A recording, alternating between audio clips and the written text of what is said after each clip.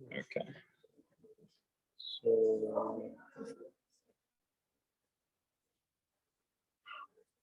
are these here? I'm not sure I can see. Oh, stop. Yeah, they should go. Yeah, there we go. Because the presentation is not going to be this one. I think we are sharing screen. I think it said sharing screen. But I'm not. Yeah, you're sharing screen. It should work. They should see this. Okay. Yeah. You need like right? You need like sign, bring your mic. Okay. All right. So one of us can scroll on that.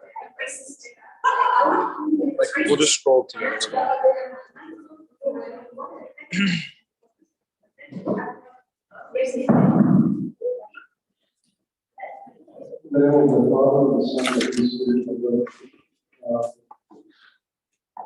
They introduce those projects, right? And Ankit is a great man, is an old friend that my son is with. I'm so proud of their service. One of the called them, they said we can go. So the purpose of the presentation is online, okay? It's on Zoom, online on YouTube, you can see at any time. And they accepted and they agreed that next week we're gonna do it again. Because some of the kids, they have finals and they are not able to come today, so we'll do it again next week, right? Okay? So I'll give them the floor, the presentation is on the screen and on Zoom. And we'll open Q&A at the end for you to ask, okay? Anyone of the father or son that is speaking from God. So we're just going to go through kind of the basics of every year of high school, what kinds of things you can think about, how you can plan better for when you're going to eventually apply to college, and things that you can do early on. But obviously there's different levels of detail we can go into. So we could, for example, go into the actual application and show you like which buttons to press. But for the sake of time, we're kind of doing a broad overview, and then if things like that, if issues with steps like that come up, you guys can always contact us. And I'll provide my phone number afterwards. So yeah, we can get started. So we're just going to go through each year and then the applications. And I wanted to give a quick disclaimer just for everyone. We're going to say certain things like, oh, first year you should do this. And then you could be in your second year and you're like, oh, well, I missed that. So it's just over for me. There's really no way to do this right. Everyone's application is unique. It's going to be different. Everyone's going to miss out on certain things, get certain grades bad, get certain grades exceptional. And at the end of the day, everyone is going to get into college and they're going to be fine. And people tend to get very focused in high school on, I want to get into this certain college or this one, or else my whole life didn't mean anything. It really all ends up okay at the end of the day. So don't like make this a source of stress, but just kind of information. Okay, so there you go. Yeah. Okay, so I'm going to be talking about freshman year of high school. So I think the biggest thing to start off with is to get involved with clubs, volunteer work, and extracurriculars, especially nowadays with the emphasis less on test taking and stuff like that. A lot of colleges don't require examinations anymore, like the SAT, ACT. So they're looking for well-rounded students. So getting involved with clubs, volunteer work, and extracurriculars is really important. And I think it's super important to get involved with things that you're uncomfortable with, like debate, or if you're not good at public speaking, going into mock trial or something like that. Anything that you can get involved with is good. And usually high schools have like an extracurricular fair at the beginning of the year. So just go to that, sign up for everything, and then you can kind of decide what you want to do and what you don't want to do. Another important thing that a lot of schools have is a National Honor Society, and that looks really good on the application if you're able to be a part of it. And usually what that is for certain students who have grades, leadership roles, and other things, they allow students to be part of this club essentially in their junior and senior year. That kind of distinguishes them from the rest of the students. Also, another thing, getting involved early lets you become part of leadership roles later on in the club, which is, what colleges are looking for when students are applying. And lastly, recommendation letters are usually required for applying. And if you're part of a club, usually there's a faculty or teacher who's part of that club who can provide a recommendation letter. And the more you build that relationship early outside of the classroom, the better that recommendation letter is going to be. And then the last thing I just wanted to mention is, high school, obviously it's a transition from middle school. This is where, colleges are going to look at your grades from freshman year all the way to senior year. And so it's a good time to start developing good habits, good study habits, and just preparing yourself for college. Yeah, so one note I wanted to make is colleges receive all 4 years of your grades, but they do put much more emphasis on the last 2 years. So, and from January on during your senior year, they're not going to receive those grades until after you've already been accepted. So you really have junior year and the first half of senior year, they're going to get those grades as well. So if you aren't like super focused freshman year, you still have time to catch up. Even sophomore year, like don't be too hard on yourself if you haven't been thinking about college that early and you didn't try super hard in your classes, whatever. You have time to make up for it. And if you get strong grades towards the end of high school, it really sets a standard for how you're going to do in college more than the other way around. So.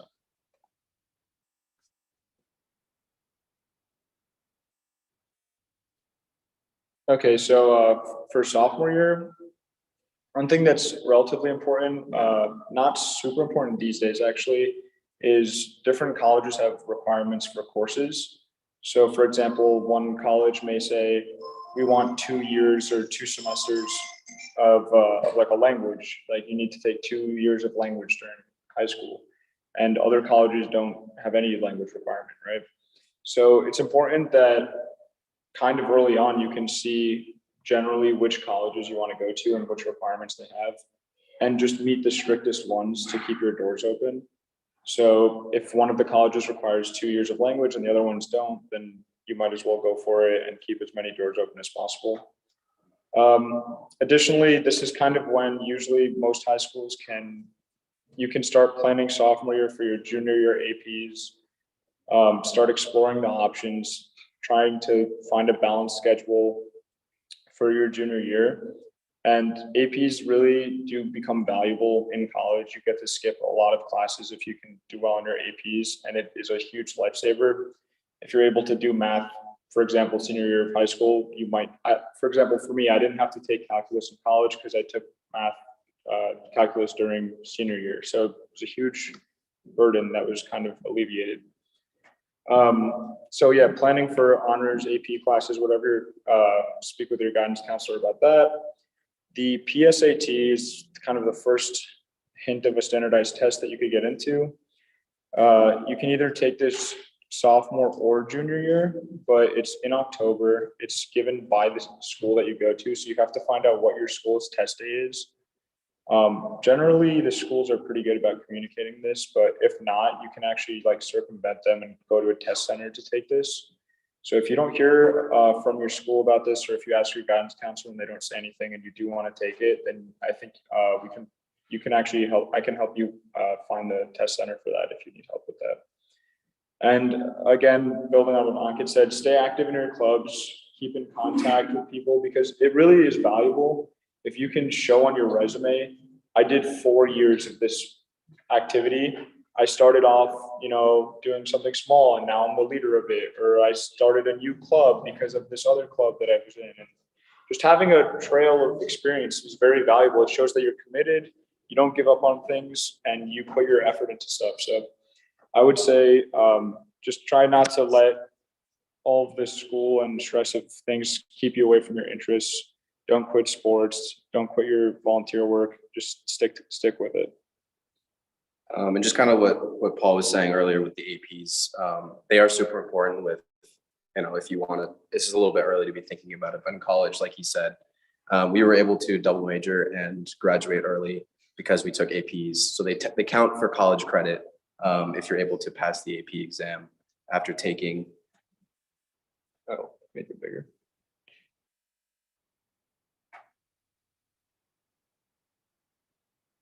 Yeah, if you're taking APs. Is that okay, size? Yeah.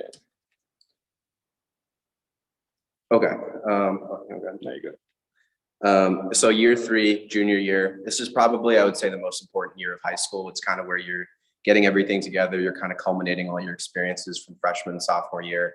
And it's where you kind of make your impacts on your application. So the biggest thing is taking the standardized test. So you want to determine if you want to take the ACT, SAT, or both. And there are pros and cons to each one, and we can go into it if people would like. But each test is a little bit different. It kind of plays to different strengths. The ACT has a science section, whereas the SAT does not. And then, like Paul was talking about, the PSAT, it kind of gives you a taste of what the SAT is like. The PSAT won't show up anywhere if you don't want it to, along with actually your scores you don't have to send if you don't want to. But if you take the PSAT, you can kind of understand what is the SAT kind of like, and determine, what test is right for me. If you're a good standardized test taker, taking both is good. But if you're not, then determine which one's right for you, if any of them are right for you. The second thing is creating the resume. So taking all the experiences that you have, the extracurriculars, the clubs, any volunteer work that you've done, and put it on a resume. Most of the applications require a resume, and that's what colleges are going through thousands of applications. They want to kind of quick look at who is this student, and like what do they bring to the college that they're applying to.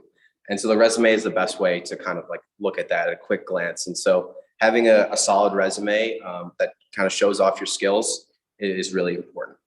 The next thing is researching colleges. So senior year is when you're going to be applying, but you don't want to save all the researching and understanding, where do I want to go to school, and what kind of major do I want to do, or where do I want to be till when you apply. You want to do that a little bit earlier. And then from there, like Paul was talking about, meet the requirements that school may have. And the last thing is, you want to create a list of schools that you want, either, reach schools, target schools, and safety schools, and then visit those colleges that, the top, whatever, 10 or 5 that you think you might actually want to go to. Yeah, so one note I wanted to make, you can take both the ACT and the SAT, and they will not see the score you don't send. So you can choose what they see and what they don't see. So there's no harm in taking both and sending the better one only. Sorry? Yeah.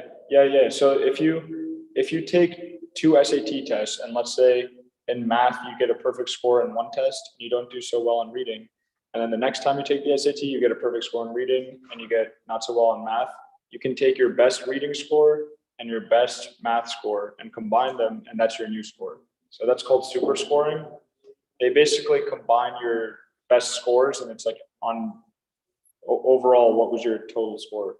The thing is, they do see your other scores. When they combine all the scores, they see the ones that are not combined.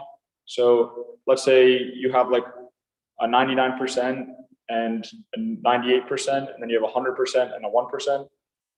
You don't want to super score those, because then they'll see that you got a 1%. You might as well take your good score. So there's some intricacies there, but there's no harm in taking the tests 2, maybe even 3 times, and taking both of the exams is also fine.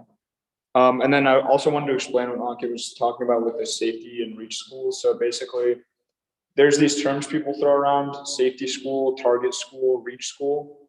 So a safety school is based on my scores and my experiences and my grades. This school is, I'm pretty sure I'm going to get into it, right? Like based on the averages, like you have way better scores than this school. So this is going to be called a safety school. So if I don't get in somehow to every other school I want to go to, this will be the one I go to. It's a safe option. So you want to have a few of those, because it's just a backup plan, right? Then there's target schools. So it's like their average SAT is my average SAT. So I'm going to go for it. It's right on my level. So you can apply to as many of those as you want also. And then reach schools is I'm below their standard, but I'm going to give it a shot because I want to go there. So if you hear those terms, that's just what that means. And it's, yeah, of course. Yeah, did you want to?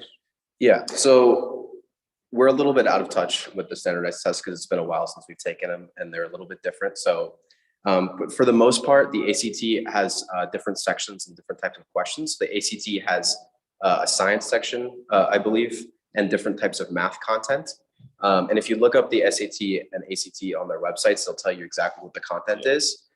They're both weighted pretty similarly by colleges. Like if you take the ACT and send that score, or you take the SAT and send that score, it's basically viewed the same. I wouldn't say one is easier than the other.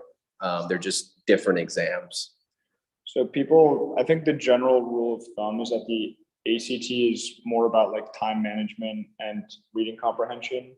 The SAT is more, you kind of have enough time, but it's like testing, can you figure this out regardless, right? So I think generally it's good to take the practice tests and you'll immediately see from your scores and your experience, this one is better for me. Like people excel at different things. So whichever one you feel like you can really master, I would go for that one. I think it is valuable to try both though, for sure.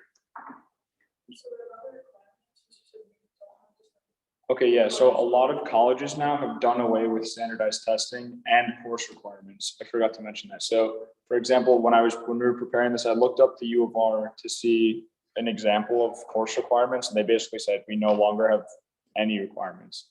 So you can pretty much just send them an essay and a transcript.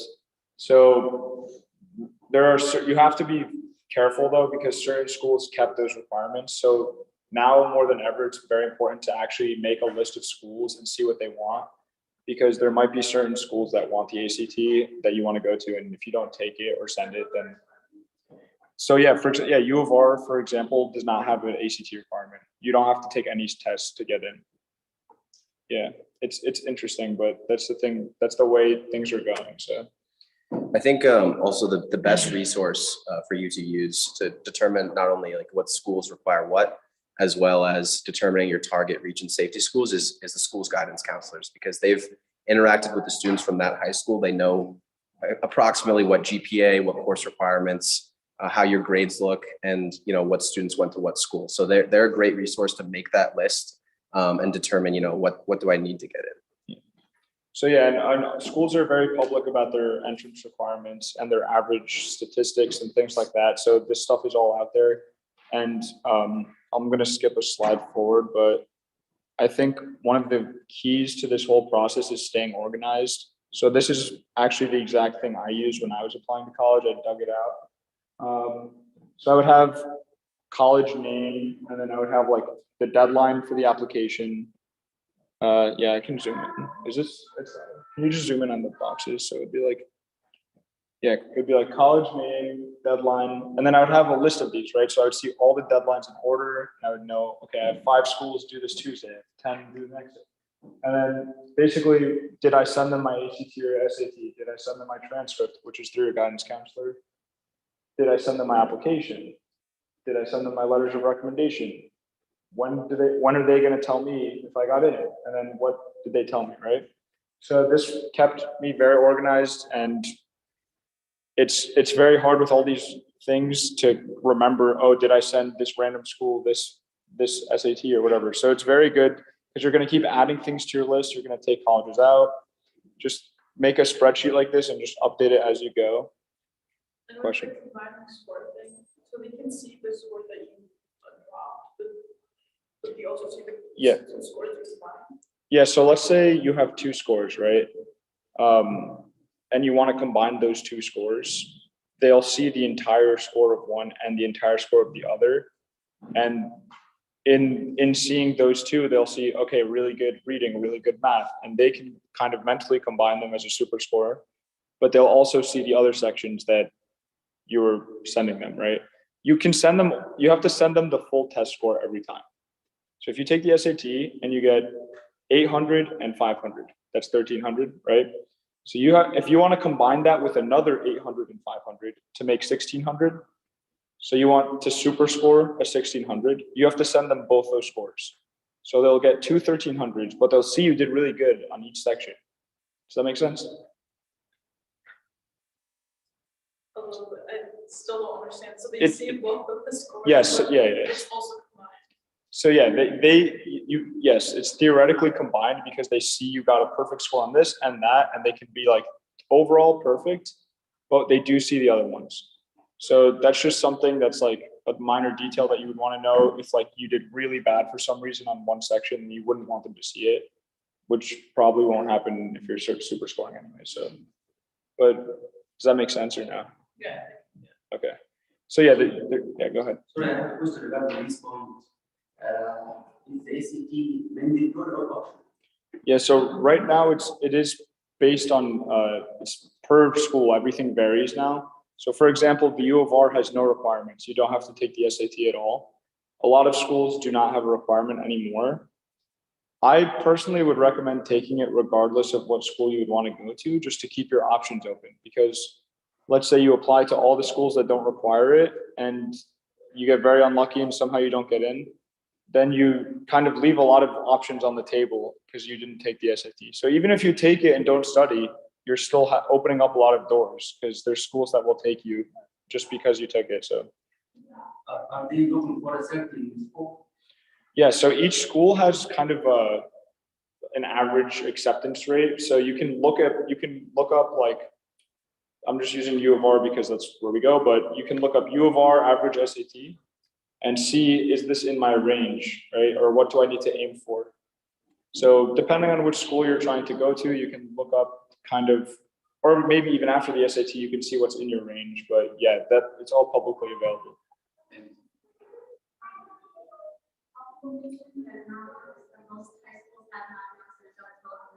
Yeah, that's great. Yeah, so I actually didn't want to say it because I didn't know if it still existed, but yeah, Naviance is fantastic.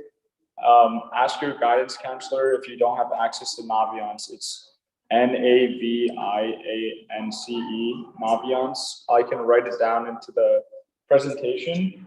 But basically, it's a program that's very useful. It shows you exactly what people from your school, what statistics they had, what GPA, what SAT, everything, and which college they got into. So it's very helpful because you can just put your own stats in there and see exactly which schools you're probably going to get into or not. That's a great resource. Yeah. It also shows what schools they didn't get into as well. So that, you know, helps create your list. Okay. It's specific for your school. Yeah. So each high school is going to have their own data. So you can see exactly what GPA people from your high school got and got into which colleges and what SAT they had. So I did skip senior year. So senior year, there's obviously this is when you're going to do the application, but first, writing the essay, this is something that takes much longer than the average essay, right? Because this is a summary of your entire first 18 years of life in one page of paper, basically. You really want to get things, you want to really send a nice message, tell a good story, make it intriguing, write well. You don't want grammar errors, everything, right? So you need to make a good essay. I would recommend personally, maybe doing this starting just drafting maybe over the summer between third and fourth year, but you can really do this whenever until the deadlines.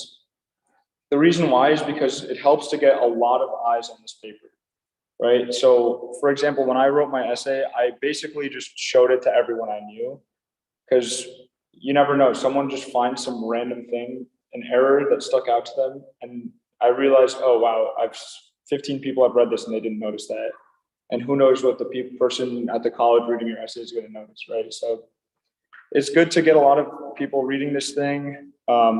Keep updating your drafts, show it to your English teachers, show it to everyone. And you don't want to be showing it to your English teacher the day before the deadline, right? So you want to get a lot of people reading this thing early. Looking for scholarships. Do you want to talk about that? Yeah. I think just as an FYI, I don't know if other districts do this, but this district has a course over the summer, a monthly course, that is headed by the English department, one of the English teachers at the school, Oh, that that's great. they actually do your essay that week. That's great. And so that is also, a source of, it's between your juniors and senior year. It's only offered for juniors going to be seniors this summer, and it's just a week long. That's great. Yeah. So if your school has sure, something.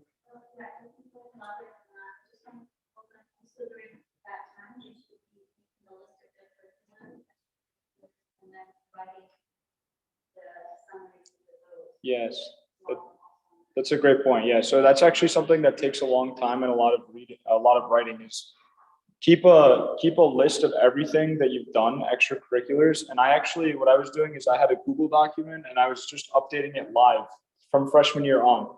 So let's say I would go and volunteer something with like some club, I would write it there because I know senior year, I'm not going to remember it, right? So keep a list of your experiences, and then maybe when you're doing your essay, you can write descriptions of them, because when you're submitting your essay, they always ask like, what did you do? And what was it, right? So that what was it actually takes a lot of work sometimes. You want to make things sound nice and not sound like you're boasting too much, and make it sound realistic, things like that. So yeah, the essay and extracurricular list are important to get done. And then Aki was going to speak on scholarships. Yeah, so senior year obviously is when we were thinking about, actually attending college, and you have to think of things about tuition, how you're going to pay for things and stuff like that. So meeting with your guidance counselor is important to understand, how much is this college cost? Can I afford it? And are there scholarships available for me? So scholarships can come from two places, either from your high school itself. I know the high school I went to offered scholarships for certain students, and only certain students were, applicable to get it.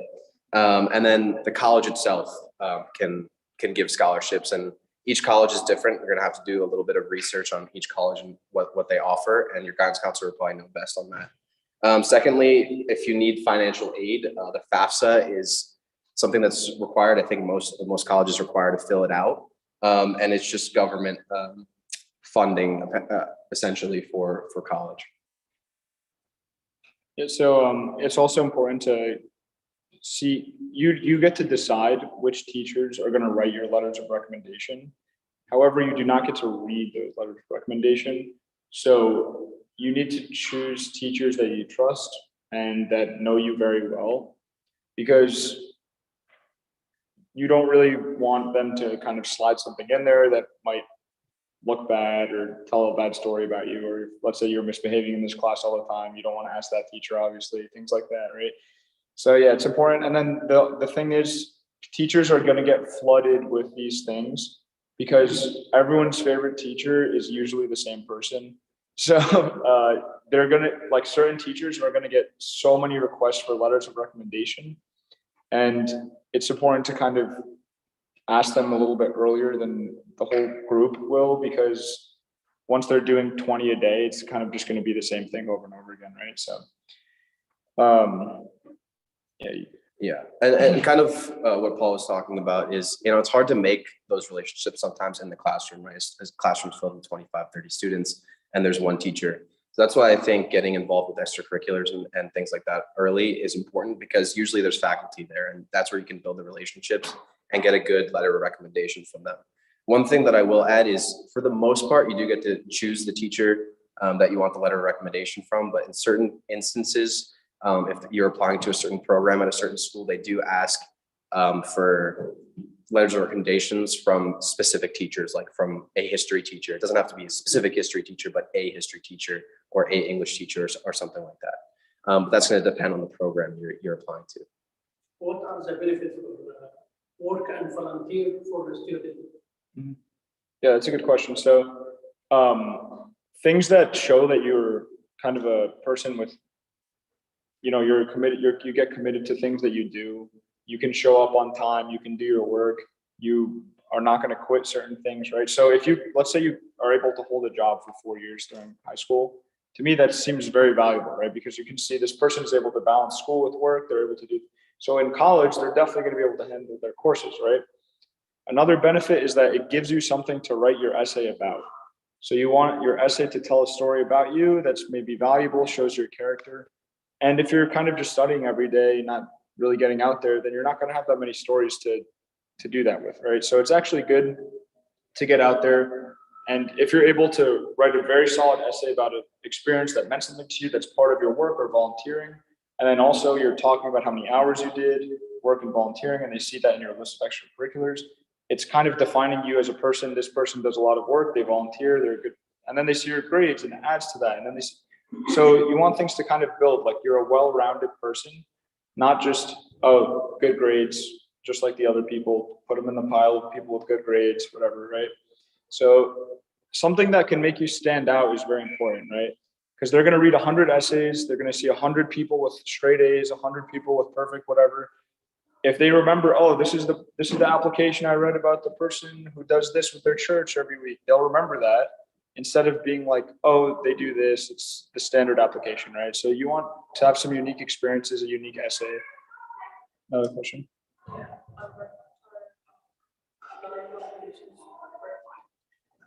Generally, they are required. I mean, to be honest with you, sorry. I think for us it was 3. I'm not sure what the current standard is. We're getting Yeah, it's depending on the school, and also the parent better, it's usually done. yeah, There's one common essay, and like you said, we have what they call a phone. Something different and distinguishable that they say, oh, that's the kid with the yellow shirt, for example.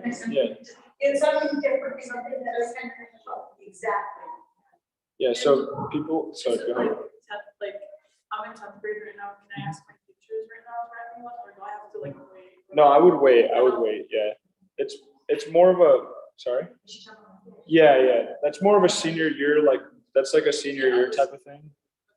So like when you're thinking about college essays, like after junior year, that's when you can start brainstorming. I would say like that summer, maybe start brainstorming who you're gonna ask, and then wait a little bit You should start having somebody in mind. Yeah. Because you can wait till your senior year, so and so and so and so and so and so, and I guess this is so and so, this is so and so. So they're gonna get they're gonna get bombarded with a lot of people asking, especially the favorite teachers, or the really good teachers.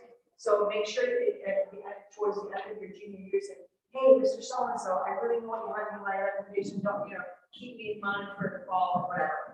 Because like I said, you got however many hundreds of students that are also gonna be asking teachers for recommendations.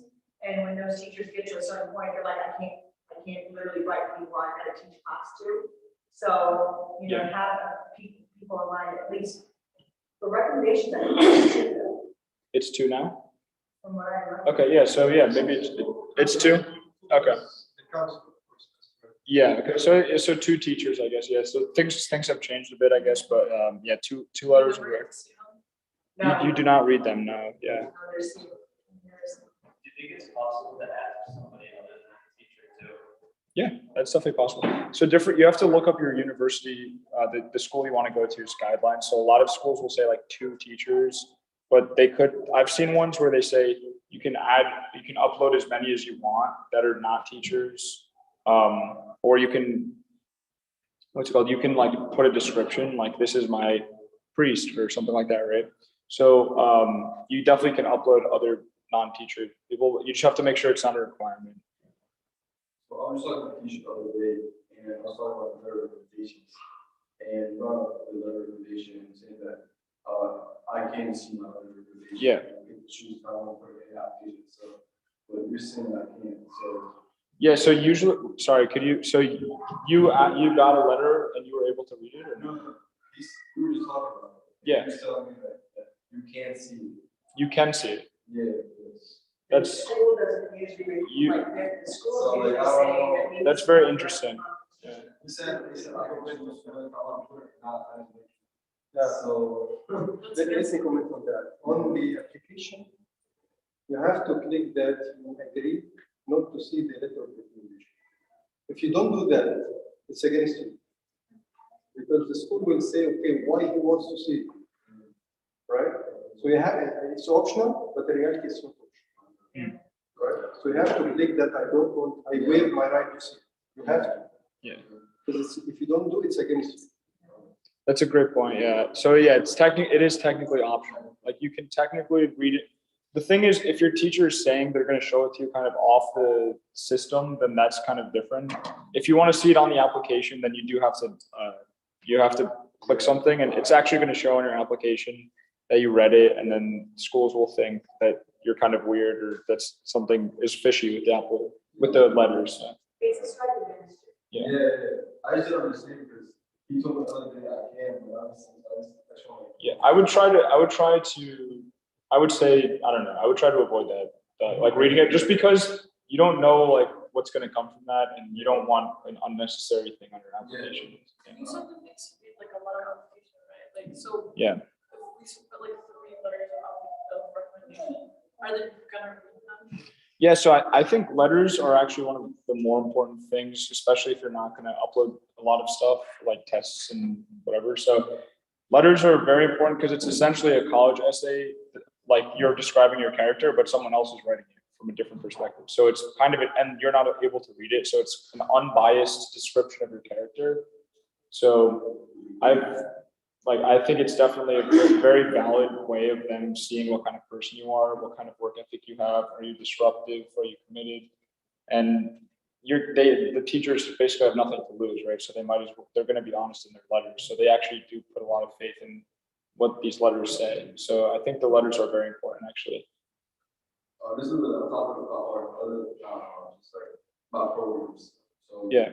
how do you find certain programs that you are interested in? Mhm. And, you know, you want to do like, that's like going to major. So how do you, is there like a way to like find it or? Yeah, that's a great question. So do you mean more like what kinds, like what schools have which majors, or do you mean like combined degree programs? Yeah. Combined degree. So combined degree programs, for example, we both did a BSMD program. There's lists out there. I don't remember where I found the original list, but if you Google like list of BSMD programs, there'll be one across the country. And that pretty much applies to everything, right? So there, if you want to go to major in, I don't know, saxophone, something, you can Google like which schools have saxophone majors, and you'll probably find like a pretty solid list. I'm not actually sure if there's like a very like solid resource for that though. And then like, let's say that all Yeah, and not all programs like require or not like, they're going to take the MCAT, right? yeah, But they don't require that. yeah. So all of them or? No. So some BSMD programs have do not require you to take the MCAT. The list that I saw when I was applying a long time ago now did like kind of specify this program has no MCAT requirement. This one does have MCAT. Yeah. So if you, for example, look up the one at the U of R, it'll tell you there's a web page that'll say you need to keep this GPA. You do not need to take the MCAT, things like that. So you can make a list of what you want and apply to just those, or you can apply to a ton of those. Those, I would be wary also of those programs usually have differing deadlines than the normal application. So generally, like it says on the slide, the regular decision when you normally apply will be in January, but the programs have different deadlines that you're gonna have to look up. And it should be on the website itself, but that's something you're gonna have to keep track of, and using that table will be super helpful for that. So this is why that table is very important, especially if you're looking for programs. They have completely different deadlines and they're all early, right? So I think for BSMD programs, you can start seeing deadlines probably in like November. So you want to be ready and have that table set up, put it in order of dates so you can check things off as you go. One thing I did really want to talk about is early decision. I think early decision is a very useful tool for certain people. If you have a school that you really want to go to, you can apply early decision, but it means that if you get in, you have to go there. You can't say no, right? So let's say I really wanted to go to Cornell, right? So I could apply to Cornell early decision, and the application is due in November, so a few months before the real application. It's a much smaller pool of applicants. It shows that you're very committed to go to Cornell or whichever school that you apply early decision to. And the acceptance rate tends to be much higher in the early decision because they know you're going to come there versus the regular decision. So this is not important if you don't have a very if you don't have a specific school in mind, this is not important. But if you really, really want to go to a certain school, this is definitely something you should think about. The vast majority of schools have it, yeah.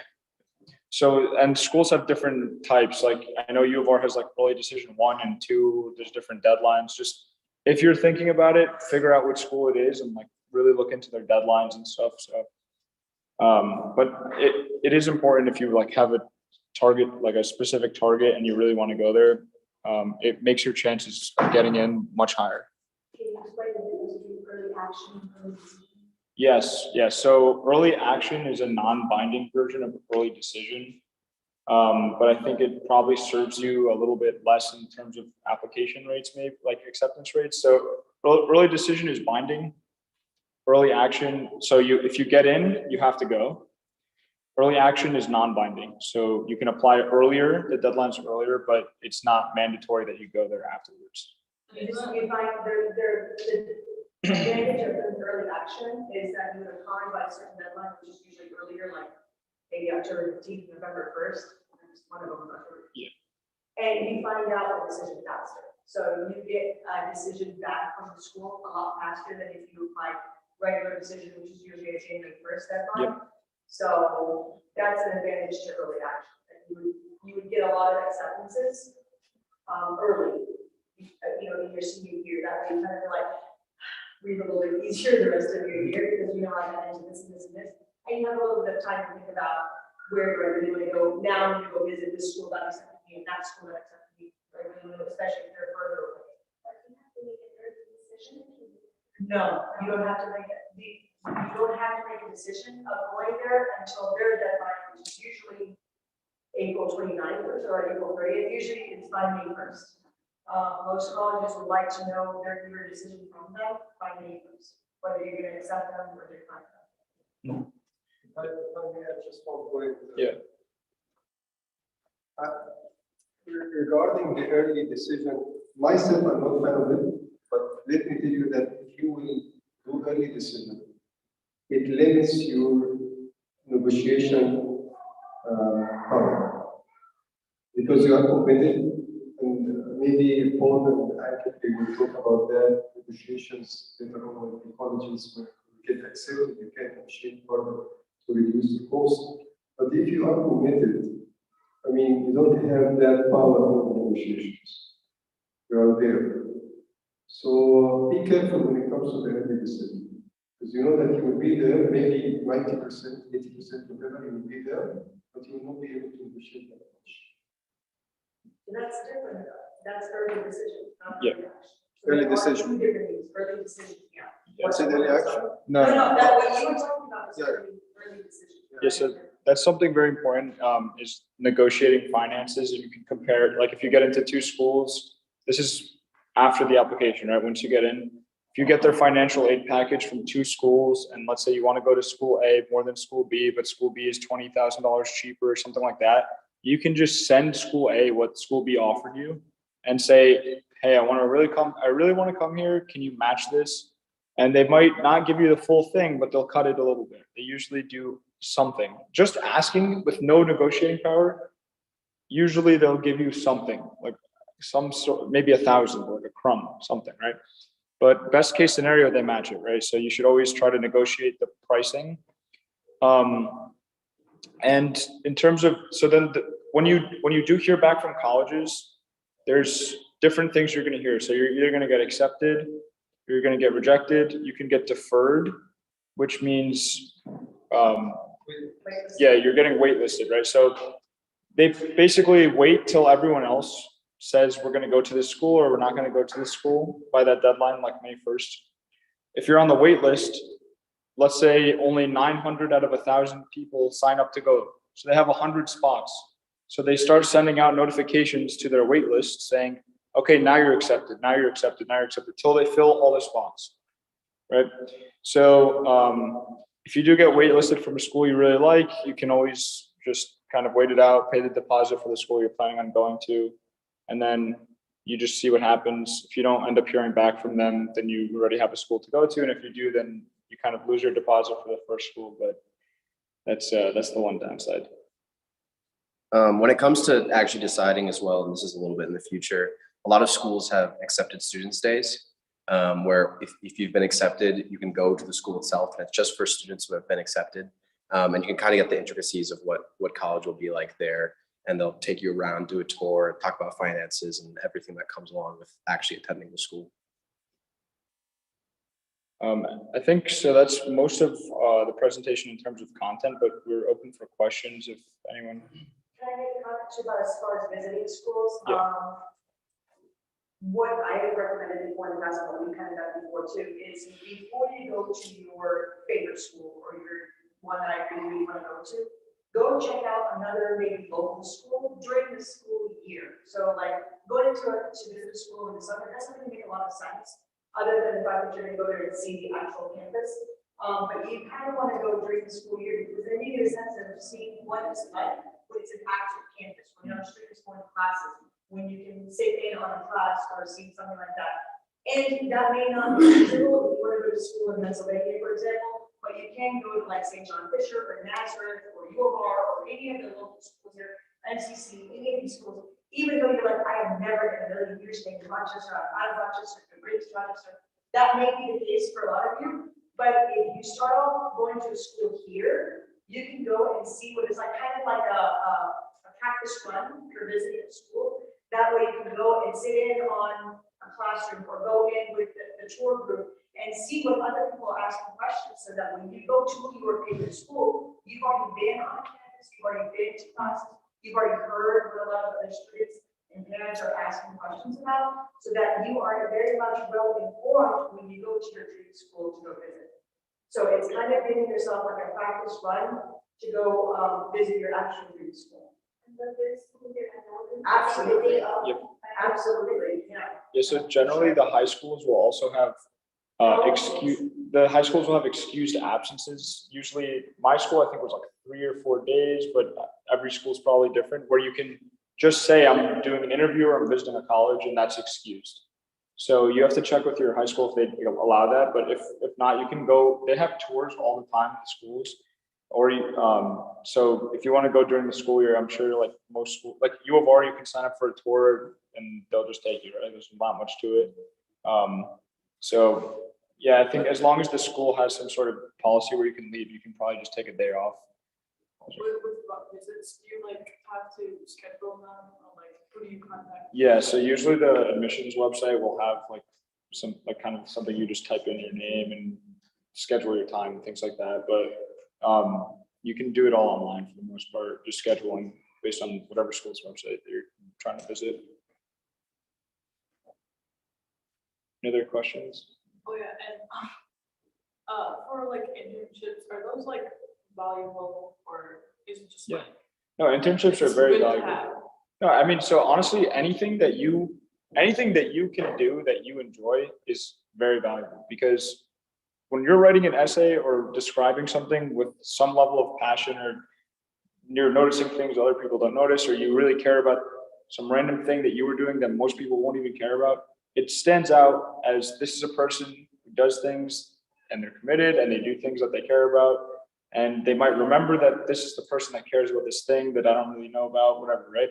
So if you're doing an internship at a company that's very unique for some reason or another, or the fact that you're even doing an internship in high school, that is unique, right?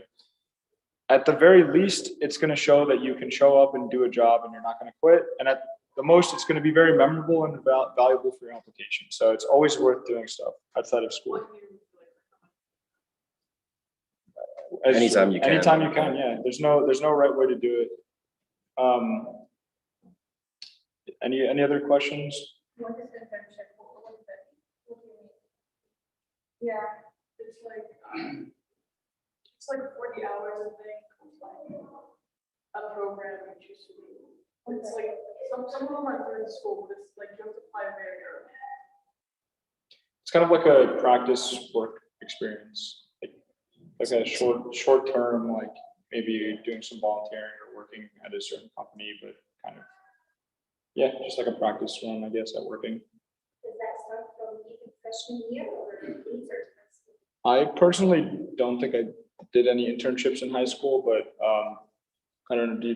I didn't do like a true internship in high school, but there were summer programs for high school students that I did during the summer. So during the summer, obviously, this is where the most free time that students have. So I would look up maybe high school programs or high school internships in the local area.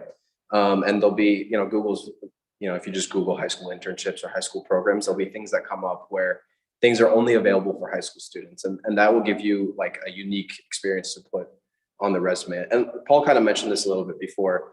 Nowadays, especially with the tests being optional, everything with letters of recommendation, like things like that, colleges are looking for a student that's very well-rounded, that you'll hear that a lot, a well-rounded student, holistic approach, they say, going into the application. So if you look, let's say Paul and I apply, we both have straight A's.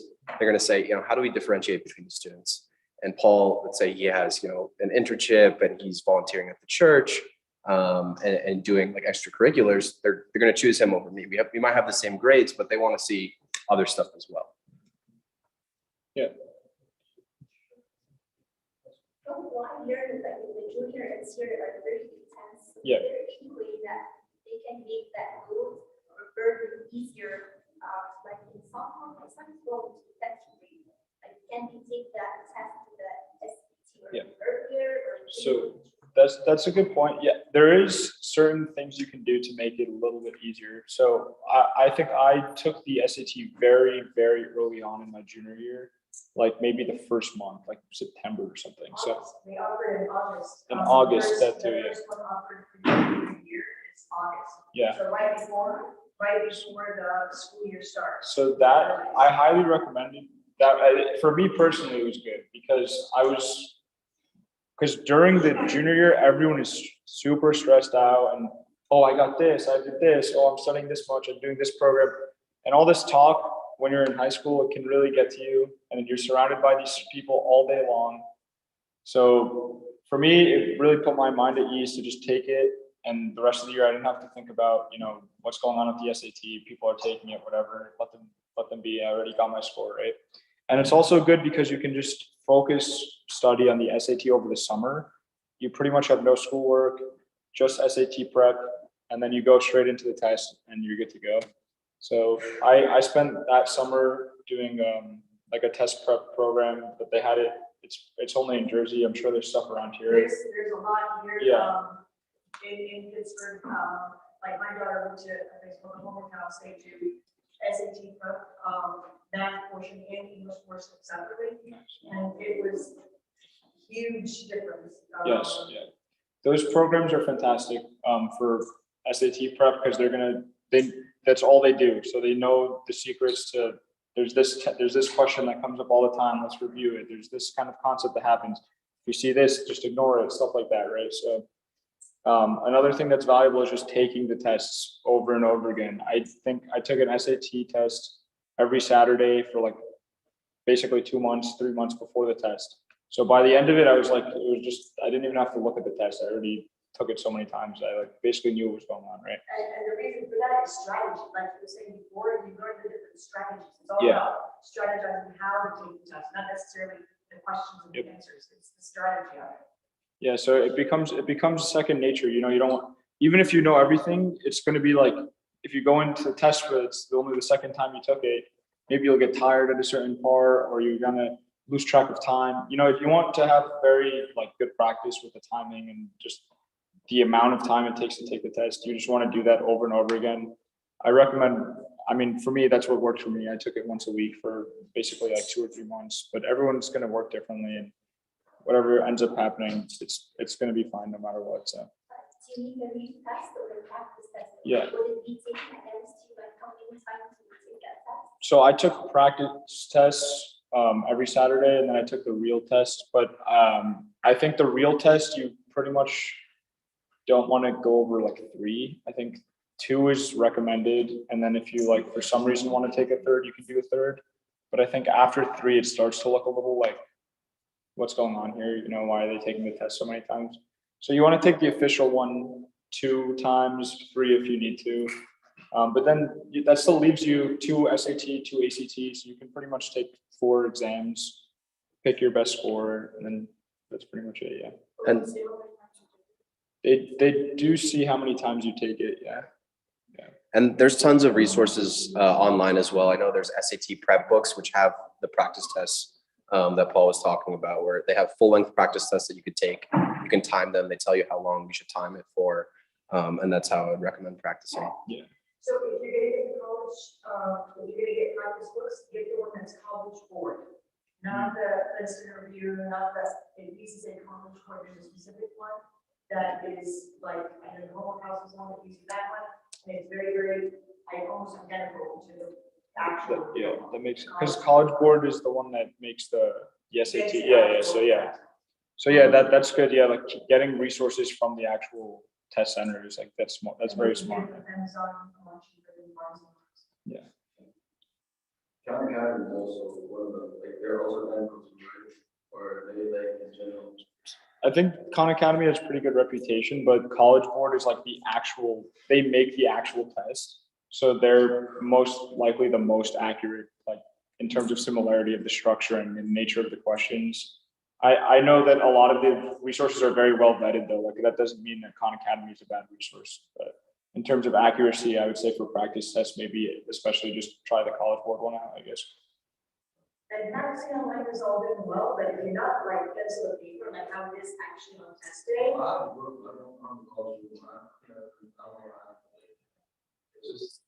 I'm sure it's fine. They're all good. They're all good. It's just like, and I'm sure you can also find like a PDF maybe online of like something I can. Yeah. Yeah. Because they're the ones that make it. Yeah. So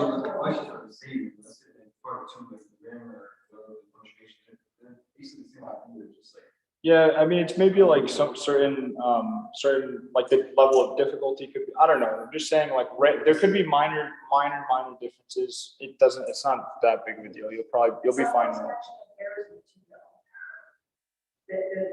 have been some errors. Oh yeah.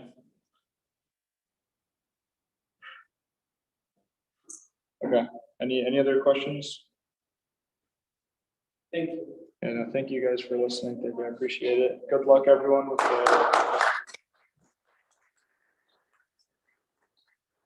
Thank you very much, Paul and Ankit. Great boys. I mean, I'm proud of you guys. I mean, no one can express my appreciation for what you do. And they promised me, I know that you are super busy, but they promised me that next week, also for the rest of the kids that couldn't come today. So next week they're gonna do it again. It's online as well, so maybe it's better to see it online and come here really with new questions and so on for them, so they can go through the presentation faster and open more time for the Q&As. I see one person online watching us now, so I assume it's Giovanni, maybe. So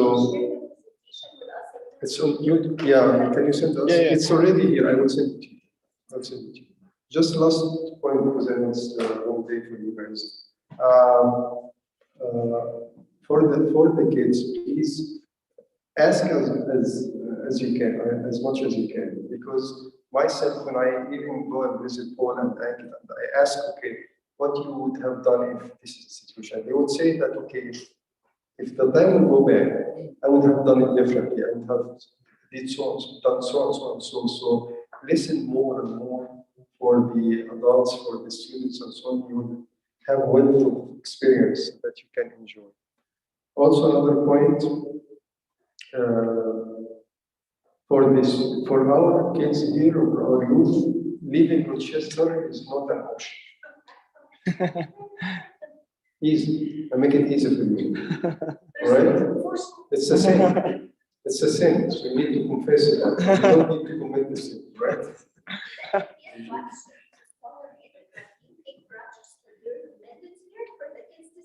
Yeah. Yes. I mean, I have a good experience at U of R.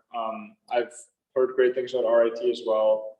Really, at the end of the day, people like, I know people have different opinions about like prestige and things like this, like factors that matter about schools.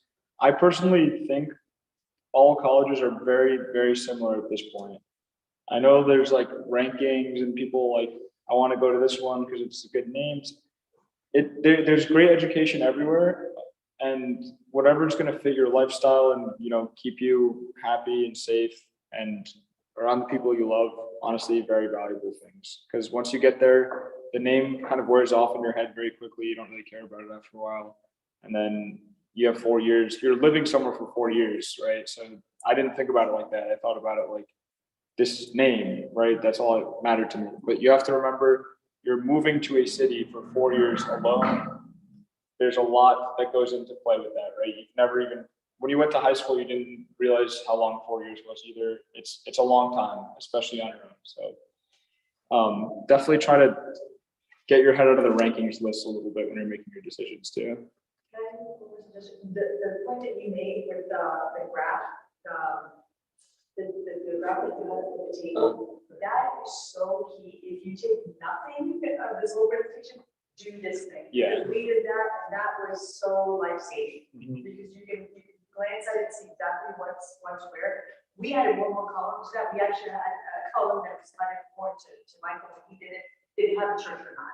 Like that was That's so good. convenient. He's like, if it doesn't have a church, that school, I'm not going to that school. You know, and so that was very important. Again, like he put that in the list himself. So we had that list, and then we had, didn't have a church or not. If we didn't have a church, he was like, mark it off. I don't even want to, like, that was just part of him. He was like, I'm not going somewhere that I'm not going to church for 4 years. Forget that. So, one thing too about U of R, if you do live in the Rochester area, U of R admissions people told us this directly. If you want to consider going to U of R, you need to come and interview with them. To, like, part of their acceptance is that if they know that you went to Pittsburgh Airport, wherever, Henrietta, wherever, it doesn't matter, right? And you did not go to interview with them, they're not even going to consider you because they're going to think you live here and you come check us out and talk with us. No, we don't want you. You don't want us to really want us. We really don't want you. So that's one thing. At least U of R is like that. They flat out told us that. Most of them like that. Yeah. So when you're applying, right? You're part of going for a tour. They want you to come in and set up an interview with one of their admissions counselors. Then you would have to actually resubmit and say, I'd like to come in for an interview. I'd like to have an admissions interview. So usually it's on the same portal as the tour website, like the Right. admissions website. You can sign up for an interview, or sometimes maybe they sometimes email you it. I don't remember. We did necessarily. it as part of like Part of the after tour, the tour, and you go into like the interview. I think with a few of the schools I applied to, they had someone reach out, like an alumni in my area, something like that. But if you're going to the campus, yes, for these schools in the area, it's probably on the portal. But for example, like if you apply to like Dartmouth or something, they might have an alumni in the area, like maybe one of the people who works at the university here went to Dartmouth. They can do an interview for you here. You can meet up with them at Starbucks or something, and then they interview you. And that goes with your application as well. But they'll reach out to you about that. That's not something you have to pursue. But at U of R, they won't do it. Yeah. On the website, on the admissions website, you can schedule an interview with them, an admissions interview. Yeah, it's separate. Well, we kind of did it together, like after, like you could do tour and interview, or just tour, or just interview. So, yeah. Generally, No, it doesn't matter. We did it senior year. I think- Before, like, they make a decision. If they want to, before, like, when you're applying, and, I mean, it goes in with your application, how the interview was. Like, the interviewer will make notes about you and, what they liked, what they didn't like, whatever. And it goes in with your admission, with your application. Do I see that? You won't see anything. You won't see anything. it just goes into your file with the Like, they list school. your file. One last thing I wanted to add, and we were kind of joking about it, and Paul mentioned, and I kind of want to hammer home that point, is that, when I graduated high school, I was ready to run away from home. I just wanted to go somewhere, get far away. But I mean, Paul and I talked about it a lot. Paul's from Jersey and I'm from Massachusetts. We kind of wish we were closer to home a lot of the time. So I'm not saying you should stay around here, but it is something, to think about. Being close to your family and friends and, your loved ones is really important. And it's just something to think about when you're applying. And think about distances too, like, just because you're leaving home doesn't mean you being in California and being 5 hours away and 2 hours away. It's not all the same, right? Like, if you're 1 hour away, you can go home for dinner and like come back to school afterwards, right? 2 hours away, maybe the weekend. 5 hours away, okay, maybe once a month. Things start to really change, right? So these are details that I don't think a lot of people think about with college, but looking back, definitely things I would want to think about is, am I going to be able to access my friends and family from home? Am I going to be able to go back to my church from home often? Can I go to special events? Is someone getting married and I can't go to? It's too far. How often do I have to fly every time? Is there a train? very important details that don't come up that much in the discussion because there's so much anxiety. I studied so much for the SAT. I want to go to the one that matches my score, but it takes a little bit of ego to like a little bit out of your ego sometimes to just really look at the options and not think about the name of this or whatever. So definitely think about more of the practical aspects. We have 30 minds parameters, so Yeah. the options are many. All right. Thank you, Habib. Thank you very much. I know that we ate a lot from your time, but hopefully next week we can have another one as well. So we have other friends can come and join. So that will be next week at 1:30 as well.